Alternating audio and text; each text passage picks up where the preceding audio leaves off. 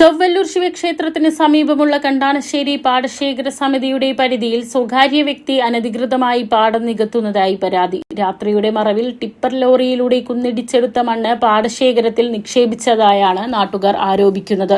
ഏകദേശം 30ഓളം ലോഡ് ചെമ്മണ്ണാണ് ഇവിടെ നിരത്തിയിട്ടുള്ളത്. കണ്ടാണശ്ശേരി പാടശേഖരത്തിന്റെ വിവിധ മേഖലകളിലായി ഇത്തരത്തിൽ പാടങ്ങൾ നികത്തുന്നത് വർദ്ധിച്ചുവരുന്നതായും സമിതി അധികൃതർ ചൂണ്ടിക്കാട്ടി.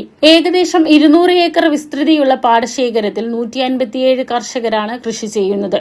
ഇത്തരം അനധികൃത പ്രവർത്തനങ്ങൾ പ്രദേശത്തെ സ്വാഭാവിക ആവാസ വ്യവസ്ഥയെയും കർഷകരുടെ ഉപജീവനത്തെയും ഗുരുതരമായി ബാധിക്കുമെന്നും പാടശേഖര സമിതി അധികൃതർ അറിയിച്ചു. മണ്ണ് നിക്ഷേപിച്ച് നികത്തിയ പാടശേഖരം പൂർവ്വസ്ഥിതിയിലാക്കാൻ ബന്ധപ്പെട്ട അധികൃതർ അടിയന്തര നടപടി സ്വീകരിക്കണമെന്ന് കർഷകർ ആവശ്യപ്പെട്ടു.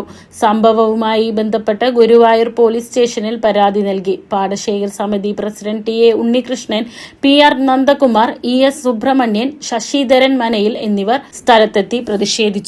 പാടശേഖര സംഘത്തിൽപ്പെട്ട പാടശേഖരാണ്. ഇവിടെ പല ഭാഗങ്ങളിലും മണ്ണടിച്ചിട്ട് കാലങ്ങൾക്ക് മുന്നേ തന്നെ കുറേയൊക്കെ തൂർത്തു. ഇനി കുറച്ച് സ്ഥലം കൂടിയുള്ളൂ തൂർക്കാതിരിക്കാനുള്ളത്. അതും ഇപ്പോൾ ഓരോ ഭാഗത്തു നിന്ന് മണ്ണടിച്ച് തൂർത്തുകൊണ്ടിരിക്കുക. അപ്പോൾ ഇത് ഏതെങ്കിലും വ്യക്തികളോ മതക്കാരോ അല്ലെങ്കിൽ രാഷ്ട്രീയക്കാരോ എന്നുള്ളതല്ല. ഈ പാടശേഖരം സംരക്ഷിക്കണം. ഇവിടെ ഒരു സമൂഹത്തിന് ഇനി വരും കാലത്തും ജീവിക്കാനുള്ള ഒരു പരിസ്ഥിതി നിലനിൽക്കണം. ഇതുകൊണ്ടാണ് ഞങ്ങളിത് അധികാരികളുടെ മുന്നിൽ കൊണ്ടുവരാൻ ഉദ്ദേശിക്കുന്നത്.